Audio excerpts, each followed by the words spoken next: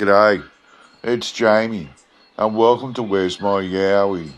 Today, I'm reading an old Australian bush yarn from 1878, so we'll get into it. This was published in Rockhampton's The Daily Northern Argus on Friday, the 5th of April, 1878, titled A Droving Episode. We have just heard a rather tall yarn, which will challenge comparison with the tallest of Yankee stretchers.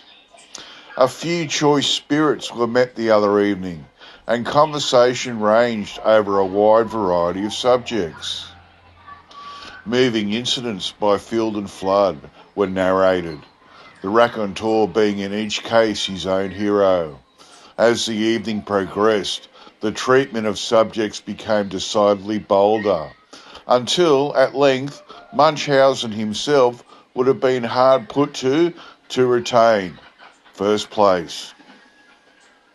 Yarn succeeded yarn, the contributors being mostly men who had travelled and knew how to be dramatic and keep alive an ever-active interest in their incident. At length, there was a momentary lull. A tall cornstalk, who had been silent but observant listener, broke in with, "Well, gentlemen, what I'm going to tell you is a lie. There's not a word of truth in it. It's not like any of your stories, which are all true, and every word of which we all firmly believe. But what I'm going to tell you didn't happen.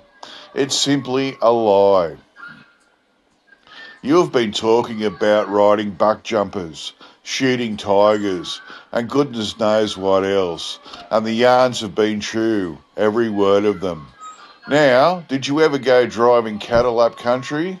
Let me tell you, it's no easy job. You have to work hard, I tell you, my word you have. One day, I was driving slowly along the plains, when, from a clump of scrub by, out rushed a solitary, wild, fierce-looking bull. Before I could prevent him, he had joined my drove, and they soon began to show signs that the devil was stirring amongst them. I knew the only chance of keeping my cattle together was to cut out this dangerous-looking customer. He was a dangerous, ugly brute, now. My word, he was. I had a good horse, accustomed to the work, and I tried my best for some time to detach this raging devil from the cattle. He looked as if he was on point of charging me several times, and I did not half look in his bloodshot livid eyes. However, I succeeded at last in getting him a short distance from the herd, and then pressed him home, hoping to hunt him away. We careered madly along, the stockwhip coming down within a crack of a pistol shot on his shaggy hide, while foam fleeced his lips, and hate and fury gleamed his eye. All at once he swerved, pulled up, shook his massive front, and, with a hoarse bellow of rage and pain, came full down upon me at a charge. He was too quick for me, catching my horse in the flank. He sent us both rolling, and in his mad haste overshot us some little distance. At such a moment one thinks and acts promptly. There were no trees near, but close by was a deep waterhole. Springing to my feet, I rushed for it, and boldly plunged in. The now infuriated bull stood pawing on the bank, but afraid of the water, hesitated on the brink. By floating and gently paddling, I knew I could keep myself up for an hour or so, and by that time I fancied the fury of my dreadful foe would have had time to subside. Well, did he go away? Asked the listeners, now fairly interested. Our friend put a look on of superior human gravity. No, he did not go away, he slowly said. But I'll tell you what he did. He put his head down to the ground and emitted a hoarse, hollow, Browing, vibratory sort of half roar, half moan, half shriek, half bellow.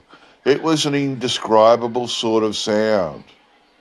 Well, sirs, in less than 10 minutes, there were more than 2,000 cows round that waterhole. In less than 10 minutes more, they had drunk it dry. And in 2 minutes more, the infernal bull had gone for me, and my own mother would have not known me for a mud pie. But it's all a lie. It never happened. Good night, gentlemen. And with a placid smile, he reached for his candle and went.